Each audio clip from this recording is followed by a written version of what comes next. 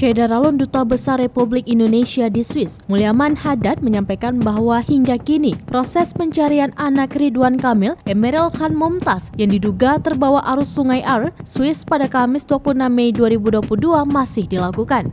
Sejak pertama kali KBRI di Bern menerima kabar, pihak KBRI langsung berkoordinasi dengan kepolisian, rumah sakit, hingga tempat menginap Eril.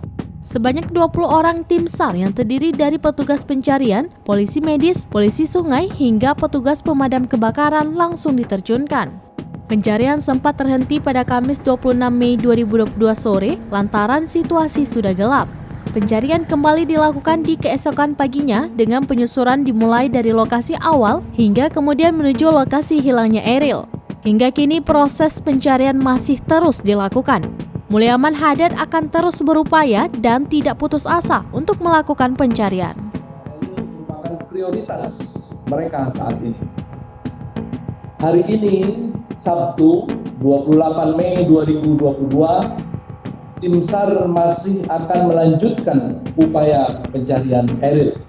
Sekali lagi tentu saja penyelaman terutama disesuaikan dengan situasi. Sebab kalau airnya keruh, karena bekas hujan misalnya, atau bekas salju, karena danau dan sungai Are ini airnya adalah datang dari salju yang meleleh, sehingga kemudian relatif dingin suhunya.